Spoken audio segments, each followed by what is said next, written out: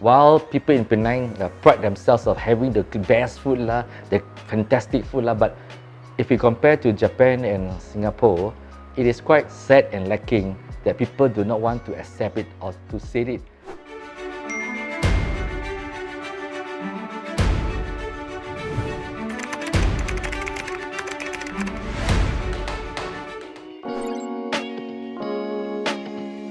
My hometown is Penang, Pinchan.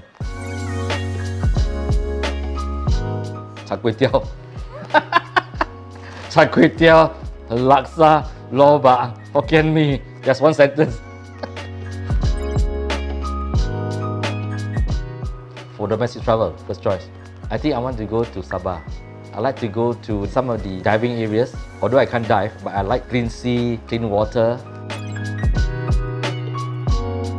Yes, I want to go to Sabah, Sipadan, because again, I want to see the clear waters, the turtles, the fishes before they are gone forever. Oh, Redang is one of the best islands in Malaysia. It is so beautiful. They have many big turtles that is even near the beach. You don't have to go very far. You can actually see those big turtles and then they can see all the fishes. I've always enjoyed going back to Redang. Basically, when you go to Redang, you're just enjoying the sea. There isn't really much to do. If you're not into hiking, to snorkeling, to diving, then it's basically a place for relaxing. So for Asians like us, when we go travel, we must do something. If you don't do something, that means I think that our package is not worth it, right? That's how Asians do. We're not like Kuala will just read a book by the swimming pool and they are okay. But Asians must do something. So I'm a typical Asian, I must do something. So I'll go snorkeling and that I will swim with the fishes, I'll swim with the turtles, and then I'll go hiking. But that 3 nights there is basically a great enjoyment. I think what lacking, of course, is we have not practiced enough cleanliness and hygiene. Coming from Penang, I think I'm qualified to say it. While people in Penang pride themselves of having the best food lah, fantastic food lah, but if you compare to Japan and Singapore, it is quite sad and lacking that people do not want to accept it or to say it. But if I go to the best laksa in Penang, how can I eat next to a longkang? So it's like, I cannot take a foreign visitor there and they eat by the longkang and say, oh, this is the best laksa. I'm like, how to explain? Or to go to a coffee shop and then if my visitor wants to go to the toilet, they look at the toilet also, they pengsan. Ayo, quite embarrassing. But we never seems to put enough emphasis on cleanliness. If you go to the warung there, we should be using the vet, but they put on there is actually a toilet rolls. So I'm like, how come you don't think of this thing? But Singapore is ahead. Their food court is very clean and they maintain it very well and you eat in comfort and the quality of the food is not lost. I know a lot of people say that no lah, don't compare with Singapore. Honestly, I think that Singapore is already way ahead while Malaysia has not really improved because we do not put emphasis on cleanliness.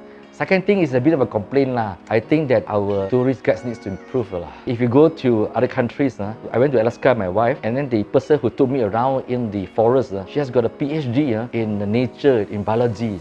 Okay. And then when we went to Jerusalem, the tour guide is somebody who has got a degree in Bible study. Wow, so they really know their stuff. And I'm told if you go to Antarctica, you can have these scientists from National Geographic that are there. But here, I think that they need to read up more. If you go to Penang, I think there are a lot of stories that is really worth fantastic to tell about. But I think that maybe our tourist guide do not read enough, or maybe the passengers or the clients may not be interested. But like everything else, I think it's how you tell a story. It's a great story. If you tell your story correctly, then people will get very, very excited. If you just rumble statistics, most of the time I get statistics, I also sian. Don't want to listen already, get bored lah.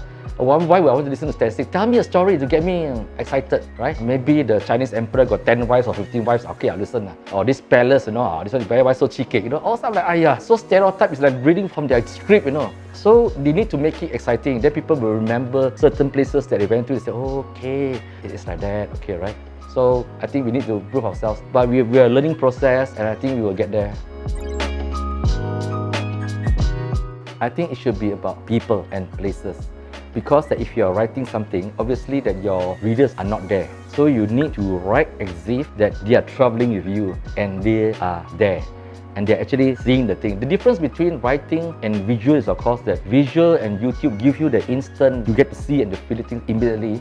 But writing takes a little bit of time and you need to be descriptive and to bring your readers there. So like most writers, we experience how an intro should be written. The first line is the most important. We call it the intro. Once you have it, you're able to proceed and everything will flow in nicely. If I have a chance, I would definitely do media again.